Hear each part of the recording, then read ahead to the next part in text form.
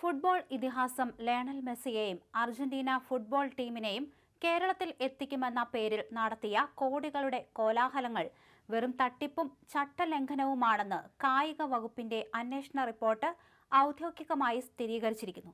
ദിവസങ്ങൾക്ക് മുമ്പ് GST തട്ടിപ്പുമായി ബന്ധപ്പെട്ട് മറുനാടൻ മലയാളി പുറത്തുവിട്ട വിവരങ്ങൾ അച്ചടി മാധ്യമങ്ങളുടെ മുൻനിരയിലേക്കും വ്യാപിച്ചിരിക്കുന്നു.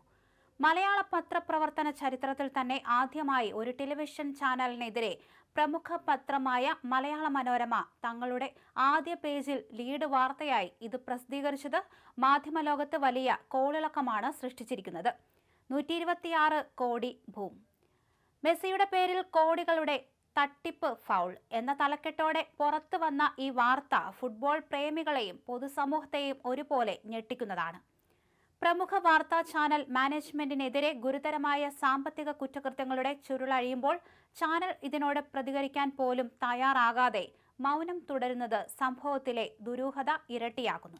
കഴിഞ്ഞ സർക്കാരിന്റെ കാലത്ത് കായിക വകുപ്പിന്റെ അറിവോടെ എന്ന പേരിൽ വലിയ പ്രചരണങ്ങൾ നടത്തിയെങ്കിലും അർജന്റീന ഫുട്ബോൾ അസോസിയേഷന് $1.5 കോടി അന്നത്തെ മൂല്യം അനുസരിച്ച് 126 കോടി രൂപ നൽകിയെന്ന സ്പോൺസറായ റിപ്പോർട്ടർ ബ്രോഡ്കാസ്റ്റിംഗ് കമ്പനിയുടെ അവകാശവാദത്തിനു പിന്നിൽ യാതൊരുവിധ ഔദ്യോഗിക രേഖകളുമില്ലെന്ന് അന്വേഷണ റിപ്പോർട്ട് വ്യക്തമാക്കുന്നുവെന്ന് മനോരമ പറയുന്നു. AFAയും സംസ്ഥാന സർക്കാരോ സ്പോൺസറോ തമ്മിൽ യാതൊരുവിധ ഔദ്യോഗിക കരാറുകളും ഒപ്പുവച്ചിട്ടില്ല. അമേരിക്കൻ ഏജൻസി വഴി പണമിടപാട്. US-ൽ സാമ്പത്തിക കുറ്റകൃത്യ അന്വേഷണം നേരിടുന്ന ഏജൻസി മുഖേനയാണ് പണം കൈമാറിയതെന്നാണ് കണ്ടെത്തിയിരിക്കുന്നത്.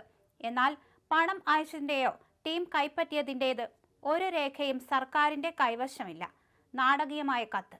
അർജന്റീന ടീമിനെ കൊണ്ടുവരാൻ തയ്യാറാണെന്ന് കാണിച്ച് 2023 ജൂലൈയിൽ ആദ്യ കത്തയച്ച കളമശ്ശേരി ആസ്ഥാനമായ ഗോട്ട് ആൻഡ് ഗ്ലോബൽ എന്ന സ്ഥാപനം രജിസ്റ്റർ ചെയ്തത് കത്തിന് 20 ദിവസം മുമ്പ് മാത്രമാണെന്നും വെറും 1 ലക്ഷം രൂപ മാത്രമായിരുന്നു അതിന്റെ മൂലധനമെന്നും കണ്ടെത്തിയിട്ടുണ്ട്.